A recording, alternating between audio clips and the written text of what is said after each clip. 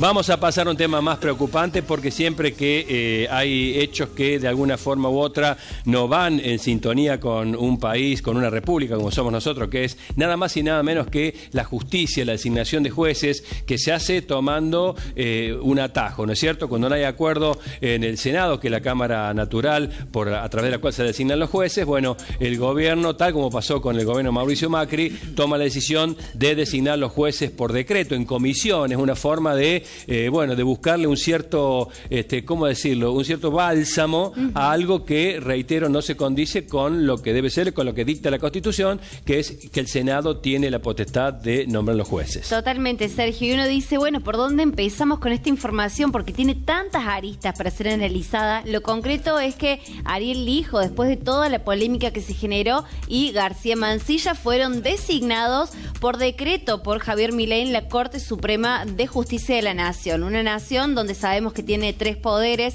que deben ser independientes y que para la designación de la Corte Suprema, que es el organismo máximo a nivel nacional de la justicia, de la separación de los poderes, no haya sido este proyecto de la designación de estas personas por el Senado de la Nación, donde tenía que concretarse, sino que ante esta falta de acuerdos por parte de los senadores para aprobarlos, Javier Milei lo termina generando por decreto, termina generando un documento que directamente los asigna con su poder del Estado.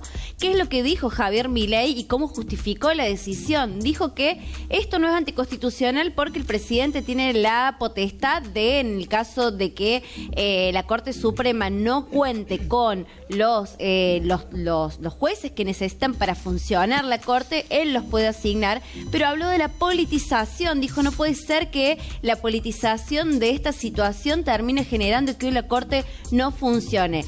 Este punto, bien cortito, es polémico porque de la politización se habla. La designación del hijo de un magistrado que tiene, de un profesional que tiene 32 denuncias vigentes, haya sido designado de esta forma, bueno, abre la polémica y abre el cuestionamiento sobre el acuerdo entre Javier Milei y el kirchnerismo. Bueno, hecha esta introducción, vamos a pasar a saludar a Jorge Orgaz, prestigioso abogado constitucionalista de Córdoba. Doctor Orgaz, muchas gracias por atendernos. ¿Cómo le va?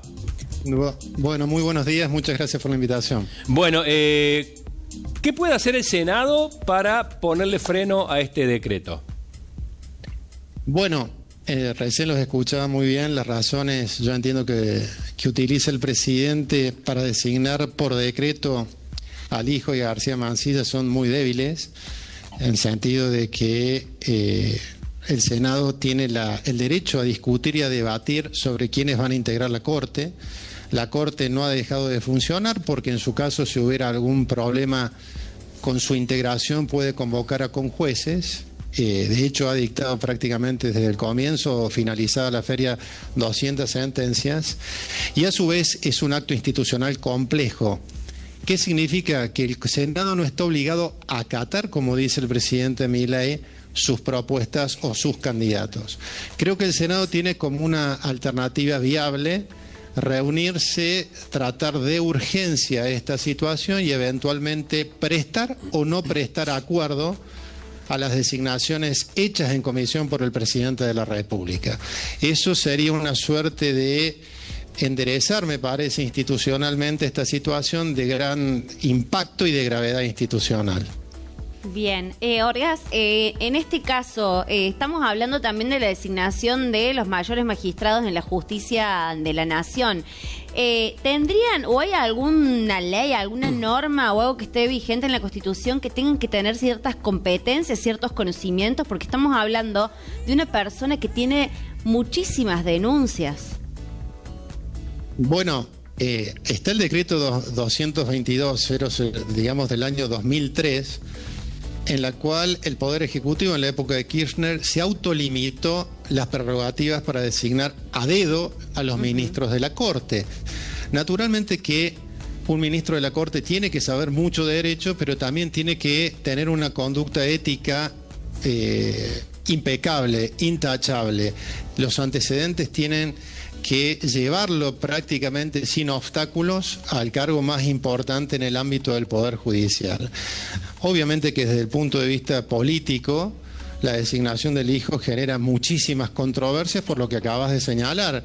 Es decir, es un juez que en sus funciones ha demorado muchísimo el tratamiento de las causas y a su vez tiene serias denuncias y numerosas denuncias por un mal desempeño en el ejercicio de sus funciones.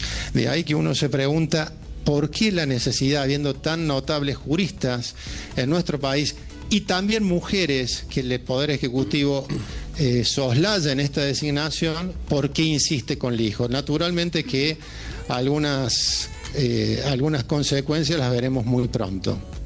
Muy bien, doctor Orgaz, muchísimas gracias, muy amable por este contacto. No, por favor, muchas gracias a ustedes por instalar un debate que no es de agenda institucional o de constitucionalista, sino que hace la sociedad en su conjunto.